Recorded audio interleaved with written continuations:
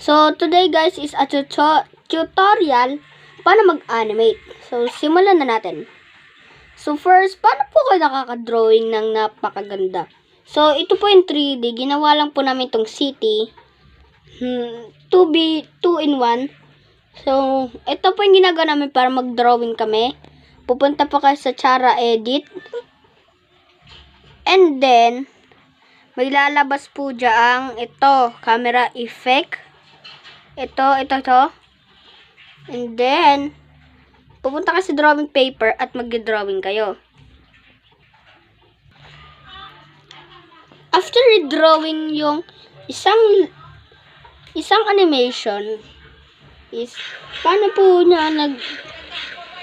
kayo nakakahanap ng secret at paano pa kayo nakakagalaw. So, paano kayo nakasayaw? Ito lang po ginagawa. Pupunta ka sa Chara Edit, click mo yung item, makikita kayong post mo dyan, click nyo mon, at pwede na kayong sumayaw.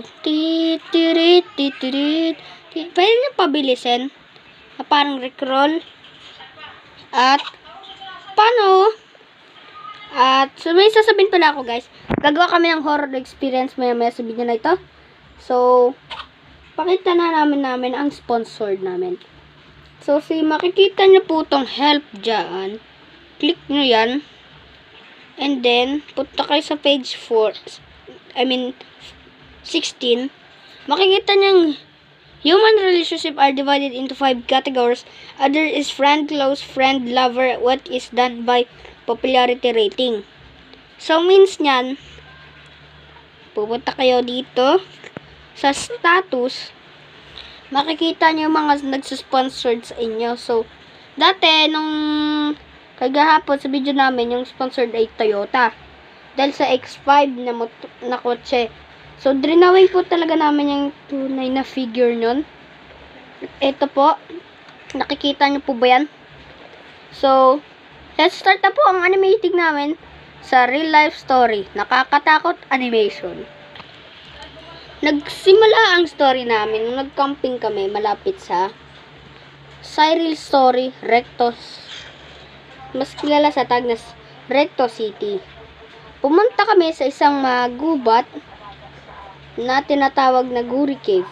Ito yung pinakadelikado na galing sa Palawan. Marami daw nagbabawal. Pumunta kami doon. May nakita kami masiksik na buto at pinasok namin yun. Habang kami tumatakbo, ay may narinig kaming kakaibang tunog. Parang ganito yung tunog niya.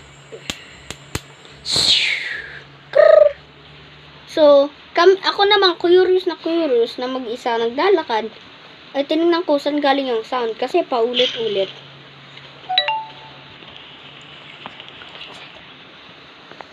Nung makita namin kung ano yun, ay may naglalakad-lakad na tao malapit doon. Parang may tumulak sa akin at buti na lang nakahawak ako nun. Sobrang creepy talaga nun. Nung gabing yun ay takot ako kung ano talaga ang dahil sa sobrang takot ay sinara ko ang camping ko nun. Nang bigla na lang may nagtatanong sa akin kung kasino daw ako. So ako naman ay tumatayo na yung balahibo ko at ang nalamig ang kamay. Nang lumabas ako, ay may nakita akong tumatakbo na tao. Kinabahan ako at sinundan ko yun.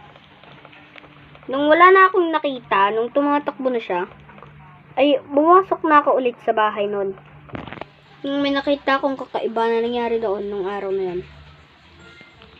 At di ko pa rin alam nung curious ako, nung bata ako. Kaya kung alam nyo ang anong monster yun na nakita namin sa camping bill, ay i-comment down nyo. Bye-bye.